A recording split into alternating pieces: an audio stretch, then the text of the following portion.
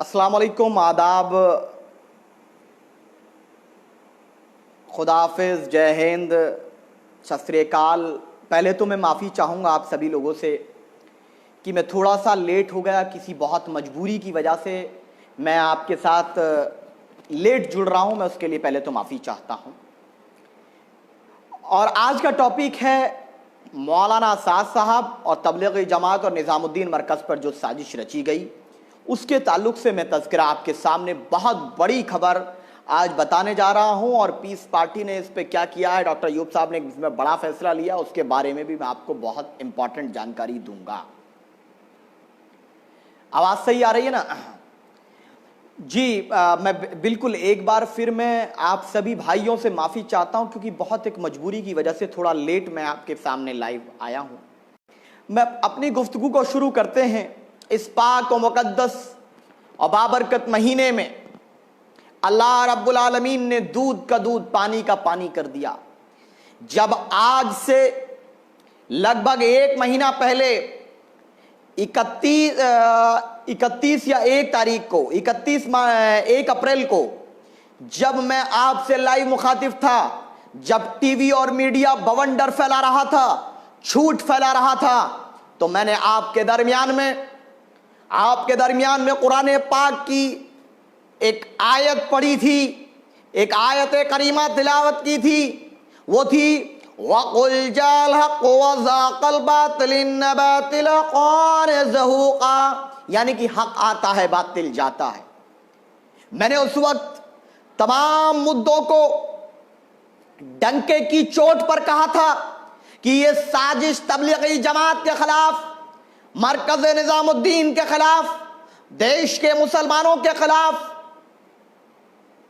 रची जा रही है। होशियार रहिए और एक दिन ये सब झूठ साबित होगा। आज अल्हम्दुलिल्लाह फख्र की बात है, खुशी की बात है कि दिल्ली पुलिस ने ये कहा, जो ऑडियो चलाया था मीडिया वालों ने, बीजेपी की आईटी सेल ने, वो फर्जी निकला है। और ये ऑडियो का फर्जी निकलना, जो गैर इरादतन हत्या का मुकदमा दर्ज किया था, उस मुकदमे को कमजोर कर देगा, धराशायी कर देगा। अब कोर्ट में वो मुकदमा नहीं टिक पाएगा,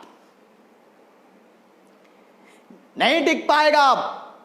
इसीलिए हम कहते हैं कि जब तक आप अपनी आवाज को बुलंद नहीं करोगे, जब तक भारत के संविधान में दिए गए अधिकारों के साथ लेकर के संघर्ष नहीं करोगे, जब तक आपकी आवाज को दबाया जाएगा। और जो कौम, जो समाज अपनी आवाज को बुलंद नहीं करता, जो खामोश बैठता है, जो तमाशगीन बनकर देखता है, कभी भी उसको इंसाफ और न्याय नहीं मिलता। इसीलिए हमने फैसला किया पहले दिन से।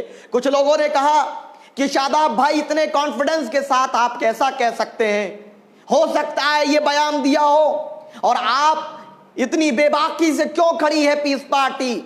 हमने कहा था कि हमें विश्वास है और हम न्याय के साथ खड़े हैं, इंसाफ के साथ खड़े हैं। हम धर्म के नाम पर नहीं खड़े, बिल्कुल नहीं। ये बात मैं स्पष्ट कर दूं कि हम मौलाना साद साहब या तबलीगी जमात के साथ धर्म के नाम पर नहीं खड़े, इंसाफ के नाम पर खड़े हैं, न्याय के नाम पर खड़े हैं। अगर किसी प्रजापति मौर्य, सैनी, पाल, दलित, आदिवासी, राजवर, मौर्य पे भी जुल्म होगा, तब भी हम लोग उसी मजबूती से खड़े होंगे, क्योंकि यही वक्त है कि इंसाफ को के राज को कायम करना है। और सरकार ये क्यों की जानते थे आप?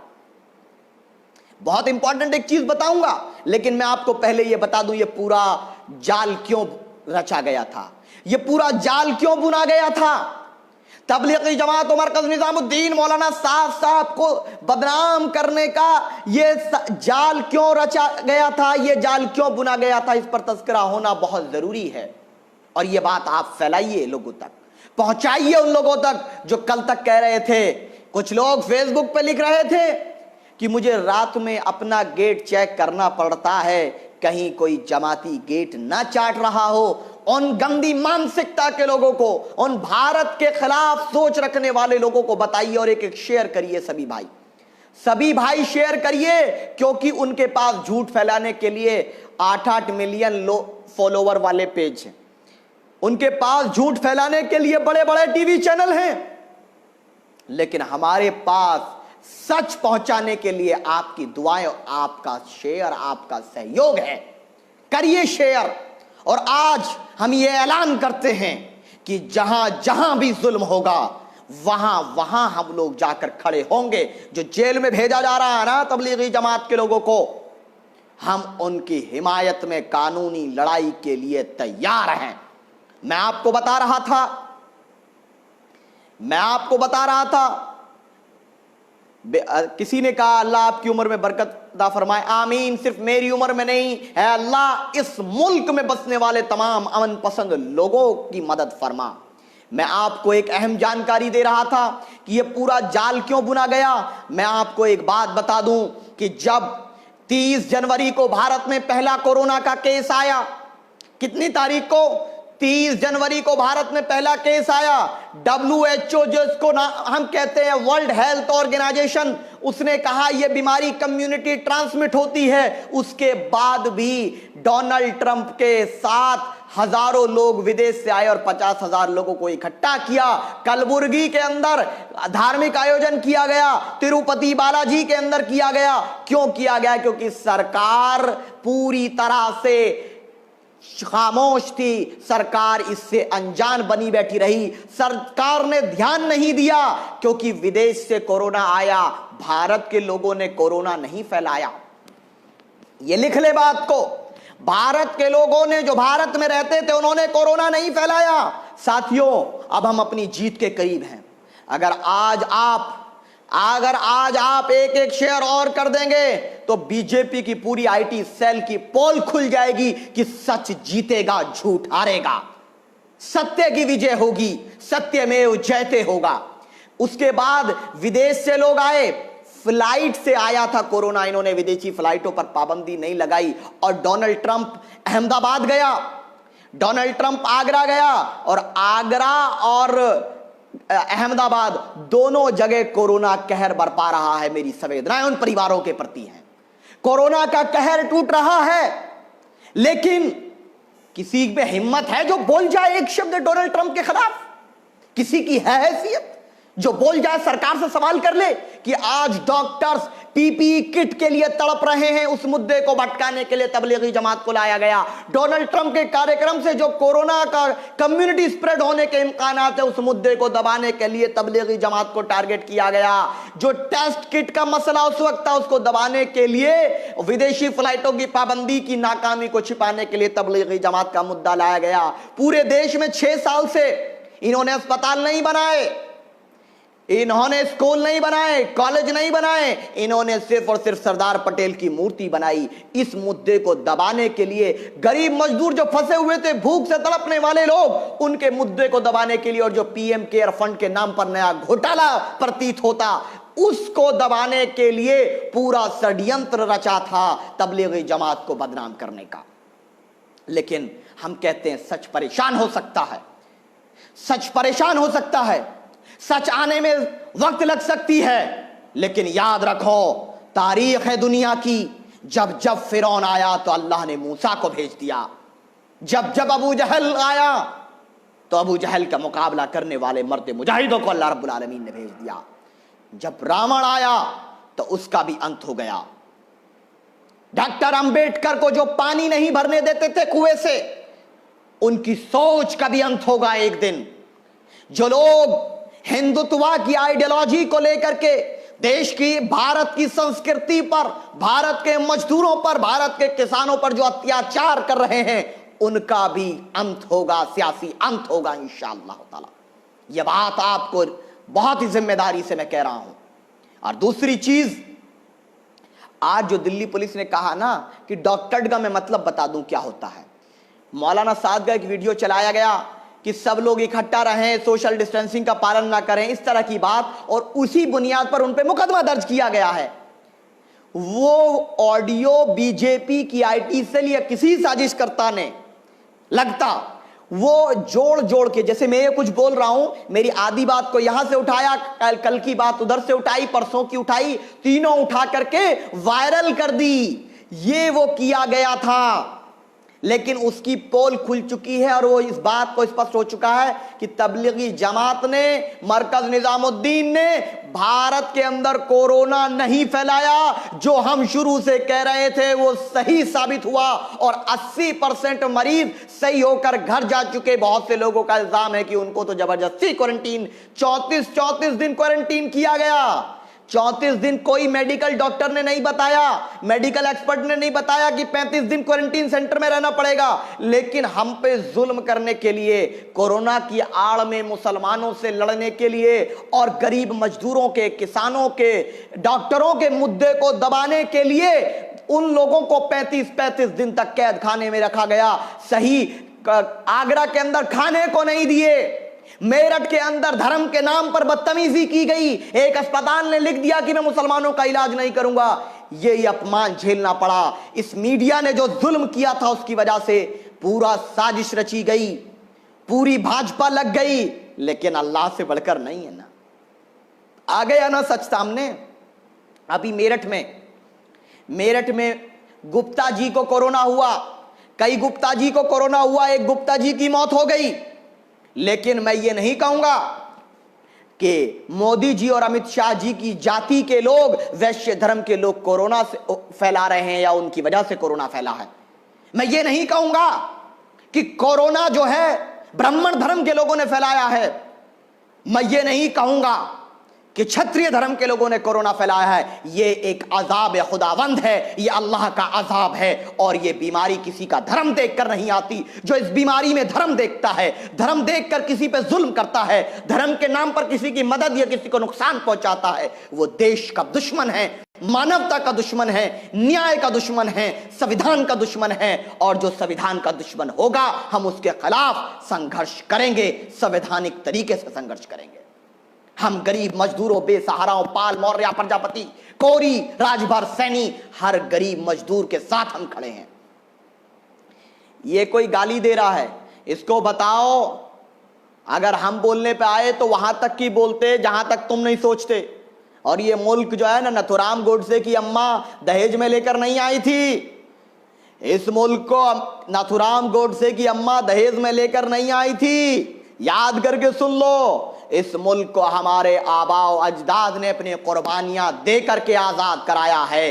इस मुल्क की मिट्टी को अगर अल्लाह जबान देगा तो इस मिट्टी का कतरा कतरा पुकार कर कहेगा कि हाँ, मेरे अंदर उलमाए कराम की हड्डियां दफन हैं, जिन्होंने अपने वतन के लिए, अपने देश के लिए अपनी जानों को कुर्बान कर दिया। ये मेरा इतिहास है। मेरा इतिहास सावरकर की तरह माफी मांगना नहीं है। मैं मर जाऊंगा लेकिन अपने देश की इज्जत और आबरू से समझौता नहीं कर सकता। मेरे मुल्क की तरफ, मेरे देश की तरफ अगर कोई आंख उठा करके देखेगा तो हमारे अंदर वो जज्बा और जुनून है कि हम उसकी आंख निकाल लेंगे। लेकिन हम ये देशभक्ति किसी को दिखाते नहीं हैं। एक कुछ लोग हैं जो भारत माता की जय बोलते हैं और पाकिस्तान को गुप्त सूचना देते हैं, जिसका नाम ध्रुव सक्सेना। हम ध्रुव सक्सेना नहीं हैं, हम सावरकर नहीं हैं, हम टीपू सुल्तान रहमतुल्लाह अलैह को अपना आइडियल मानते हैं। हम वीर सावरकर, मैं तो वीर नहीं मानता मैं उसको, जो माफी मांग ले मैं उसको वीर नहीं मांगता, वो भी देश के दुश्मन से माफी मांग ले। ये लोग हमें बताएंगे देशभक्ति। और दूसरी बात तबलीगी जमात के ताल्लुक से, उत्तर प्रदेश और दूसरे इलाकों में गिरफ्तार किया जा रहा है। आज डॉक्टर अय्यूब साहब ने, हमारे प्रेसिडेंट ने, हमारी पार्टी के राष्ट्रीय अध्यक्ष ने बिल्कुल स्पष्ट कहा कि हम मासूम जमातियों के साथ हैं, क्योंकि हम न्याय के साथ हैं और जरूरत पड़ी तो कानूनी लड़ाई भी लड़ेंगे। जरूरत पड़ी तो कानूनी लड़ाई लड़ेंगे। अगर उत्तर प्रदेश में कहीं भी जमातियों पर जुल्म हुआ है तो आप मेरी मेल आईडी पर mschauhan4295@gmail.com तमाम सबूत दीजिए। हम कानूनी लड़ाई, पीस पार्टी आपकी कानूनी लड़ाई लड़ेगी, क्योंकि हमने ये लक्ष्य तय किया है कि मानवता की सेवा हो, भारत के संविधान की रक्षा हो, लोकतंत्र की रक्षा हो और लोकतंत्र के गला घोटने वालों को उसकी सजा मिले। ये हमारा लक्ष्य है। अब कोई और, ये अंधभक्त जो हैं, जब ये कानून की और संविधान की बात सुनते पेट में दर्द हो जाता है। कल मैंने एक टीवी डिबेट में बात कही थी, फिर मैं कहूंगा और मैं कायम हूं। और मुझे गर्व है कि मेरे सोशल मीडिया के साथियों ने शादाब चौहान को वो हौसला, वो दुआएं दी हैं कि शादाब चौहान जब संबित पात्रा के साथ भी होता है ना, डंके की चोट पर सच को सच कहता है। कल मुझसे पूछा हिंदुत्व के बारे में क्या कहेंगे, मैंने कहा हिंदुत्व भारत के संविधान, भारत के लोकतंत्र, किसान, मजदूर, गरीब और तिरंगे के लिए जहर है, खतरनाक है। तो अमीश देवगन बोले क्या ऐसा कैसा बोल सकते हैं चौहान साहब? मैंने कहा हाँ बोल सकते, हमारे मुंह में है, तुम्हारी जबान थोड़ी है। मैं भारत का किराएदार नहीं हूं, मालिक हूं। और हिंदुत्व कोई धर्म नहीं है, हिंदुत्व के मुखालिफ बनो, किसी धर्म के मुखालिफ हम नहीं हैं। हिंदुत्व 20वीं सदी में आज इसकी और पोल खोलते हैं, जाने दो आईटी सेल के लोगों तक, एक एक और शेयर कर दो मेरे भाई। आज मैं हिंदुत्व की पोल खोलता हूं, आज बहुत बड़ी बात कह रहा हूं मैं, ये पोल खोलता हूं। ये मजदूर विरोधी है हिंदुत्व, किसान विरोधी है, दलित विरोधी है, पिछड़ा विरोधी है, और सबूत के साथ बताऊंगा। मेरे पास ये किताब है, आज ये किताब है भारत का संविधान। एक एक शेयर करो फिर मैं बताता हूं। भारत का संविधान और हिंदुत्व अलग अलग विचारधारा है। मैं आपको बताऊं हिंदुत्व क्या है। हिंदुत्व 20वीं सदी में अंग्रेजों से माफी मांगने वाले सावरकर, हेगडेवार और गोलवलकर नाम के लोगों ने, इन्होंने एक षड्यंत्र रचा भारत पर राज करने का, क्योंकि ये जानते थे कि हम लोगों ने एक साथ मिलकर जब देश के अंग्रेजों को भगाने का पूरा प्लान कर लिया, अंग्रेज कमजोर पड़ गया, उधर दूसरा विश्व युद्ध चल रहा था, तो जब उन्हें यह पता चला कि अब तो हमें भारत छोड़कर जाना पड़ेगा, तो इन अंग्रेजों के चाटुकारों ने, अंग्रेजों से माफी मांगने वालों ने एक हिंदुत्व नाम का ढोंग रचा, एक विचारधारा पैदा की। ये जानते थे कि हम लोग 15% लोग हैं, ब्राह्मण, क्षत्रिय, ठाकुर, और खास करके ब्राह्मण समाज के वो 3-4% लोग जो भारत के सिस्टम पर काबिज होना चाहते थे। उन्होंने षड्यंत्र रचा कि एक हिंदुत्व होगा, ये हिंदुत्व के जरिए हम गरीब के मुद्दे को भटकाएंगे, मजदूर के मुद्दे को भटकाएंगे, किसान के मुद्दे को भटकाएंगे और धर्म के नाम पर लड़ाकर सत्ता हासिल करेंगे। जबकि सनातन धर्म अलग है। यही हिंदुत्व की वजह थी कि बाबा साहब अंबेडकर को कुएं से पानी नहीं भरने देते थे। यही वो हिंदुत्व था जिसने इस राष्ट्र आपदा के वक्त जो किसान की रबी की फसल बर्बाद हो रही, उस मुद्दे को हटका करके टीवी पर हिंदू मुस्लिम का मुद्दा ले आया। यही वो जहरीला हिंदुत्व है। जो गरीब मजदूर मर रहा था, ट्रेन के नीचे कट के मर गया मेरा मजदूर भाई, सड़कों पर पैदल चलने पर मजबूर हो गया मेरा मजदूर भाई, कई जगहों पर मर गया, भूख से मर गया मेरा मजदूर भाई। वो दलित था, आदिवासी था, पिछड़ा था, अति पिछड़ा था, यादव था, मौर्य था, प्रजापति था, पाल था, कोरी था, वो अपरष्ट का नहीं था, वो ब्राह्मण नहीं था मजदूर। इसलिए उस मुद्दे को दबाने के लिए हिंदुत्व ने टीवी पर और बयानबाजी में हिंदू मुस्लिम धर्म के नाम पर एक नया ढोंग रचा। तो इस हिंदुत्व को देश के लिए खतरनाक है। ये हिंदुत्व कहता है कि तिरंगा कभी राष्ट्रध्वज नहीं हो सकता, और मेरा संविधान कहता है राष्ट्रध्वज का अपमान करने वाला कभी देशभक्त नहीं हो सकता। अब आप इस किताब की, इस अजीम शख्सियत की बात मानेंगे, इस किताब की बात मानेंगे, या इस हिंदुत्व के जोकरों की बात मानेंगे? तो कल संबित पात्रा एकदम बेचैन हो गया कि अब ना इसमें हिंदू मुस्लिम कर सकते, ना कुछ कर सकते। मैंने कहा भैया हम श्री राम का सम्मान करते, हम किसी धर्म के और किसी मजहबी पेशवा के खिलाफ एकदम नहीं, हम सबका सम्मान करते हैं, हम सबका आदर करते हैं। और यही भारत की खूबसूरती है कि सबका सम्मान हो और सब एक साथ रहकर तमाम परंपराएं रहें। लेकिन ये जो जहरीला हिंदुत्व है, इसके खिलाफ पूरा देश अब एकजुट हो रहा है। दलित समाज, आदिवासी समाज, प्रजापति, मौर्य, जितने भी पिछड़े समाज हों, राजभर हों, गुज्जर हों, जाटव हों, जाट हों, सब एक साथ मेरे भाई इकट्ठा हो रहे हैं।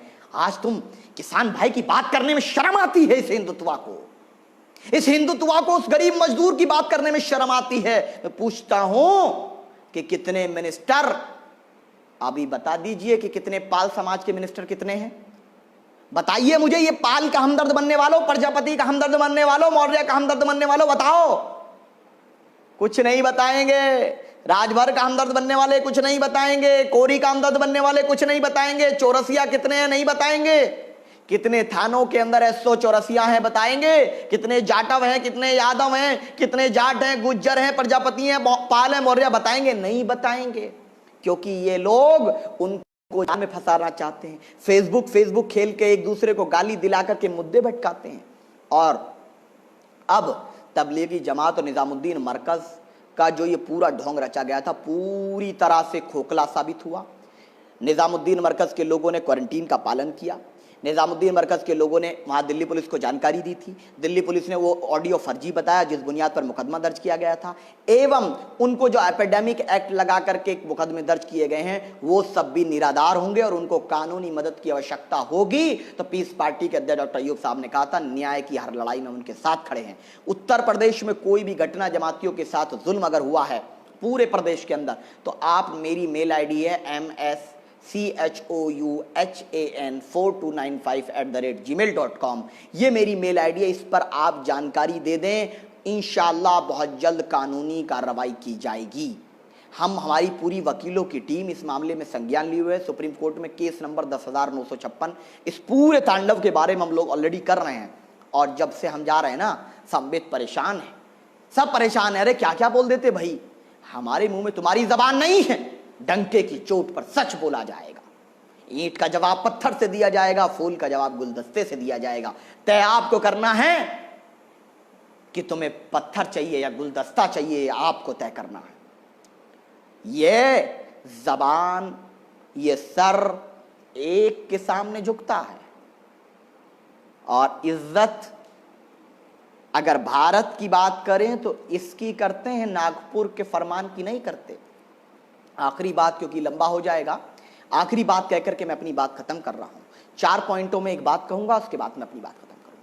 पॉइंट नंबर 1, जो ऑडियो क्लिप मौलाना साद साहब का वायरल किया गया कि वो इकट्ठा होने की अपील कर रहे थे, वो उसके एपिडेमिक एक्ट के खिलाफ कर रहे थे, वो डॉक्टर्ड यानी फर्जी साबित हुआ बकौल दिल्ली पुलिस। मैंने इंडियन एक्सप्रेस और सियासत में उसको देखा है, वो एकदम स्पष्ट हो गया।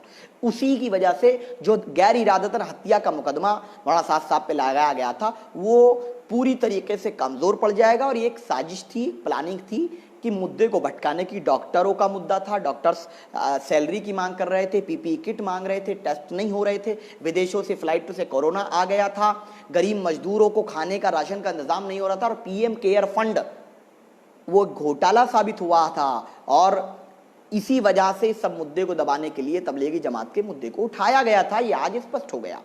दूसरी चीज, अब अगर जहां जहां भी कोरोना फैल रहा है उसमें से एक भी केस तबलीगी जमात वालों का नहीं, 80% तबलीगी जमात के लोग घरों जा चुके हैं सही होकर के। जो 10-15% लोग बचे हैं वो भी बहुत जल्दी चले जाएंगे। और मैं आपको बता दूं कि आधे से ज्यादा लोग ऐसे थे जिनको कोरोना था ही नहीं, सिर्फ सिम्टम था, और सिम्टम कोई इसमें कोई ऐसा कंफर्मेशन नहीं होता है। तो ये टारगेट किया गया था।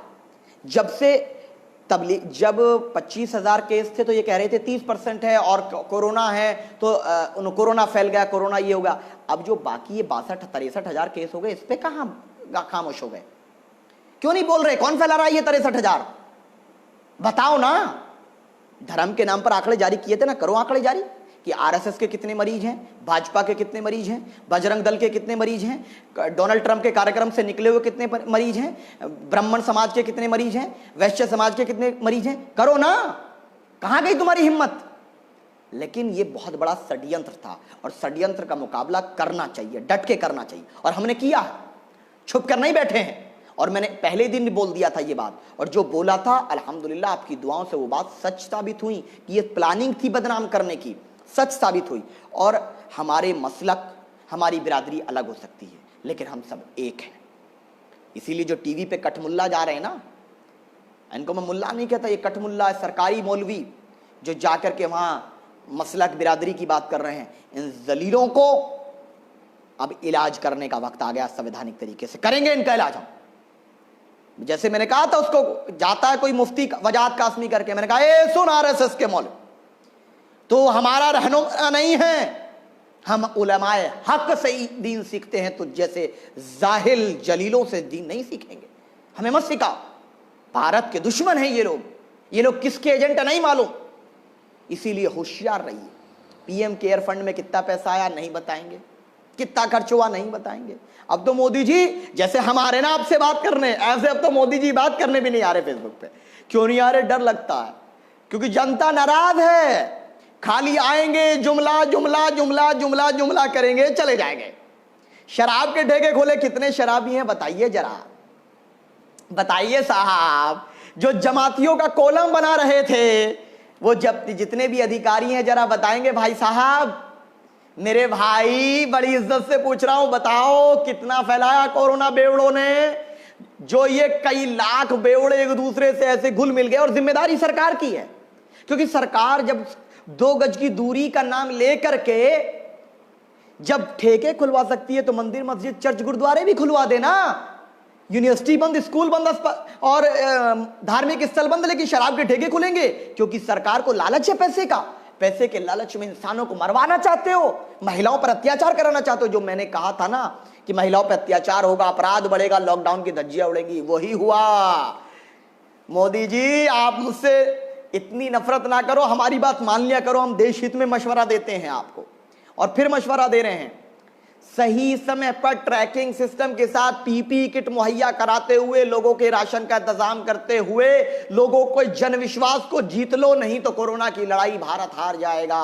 और मेरा यह अनुमान है, अगर यही चलता रहा तो 1 मई तक जो केस हैं, मई खत्म होने तक 1 लाख क्रॉस कर जाएंगे। और लेकिन हम जिंदगी और मौत से नहीं डरते, कानून का पालन करते हैं, लॉकडाउन का पालन करते हैं। इसीलिए मैंने कहा कि आप लोग ईद की खरीदारी ना करें। आप ईद की खरीदारी बहुत कम मुख्तसर करें, अपने पड़ोसी का ख्याल रखें, चाहे वो किसी धर्म जाति का हो। इसीलिए आप सब ई से शुक्रगुजार हूं कि आप इस बात को शेयर करके सभी लोगों तक पहुंचाइए, खास करके उन लोगों तक पहुंचाइए जिन्होंने पूरा षड्यंत्र रचा झूठ फैलाने का। और बताइए, सच की जीत होती है, सत्यमेव जयते। कभी झूठ जीत नहीं सकता, थोड़े दिन हावी हो सकता है। इसीलिए हम कहते हैं कि अगर ये सरकार आई है तो जरूर जाएगी और न्याय का राज आएगा। इसीलिए हमारा संघर्ष जारी रहेगा। खुदा हाफिज, जय हिंद।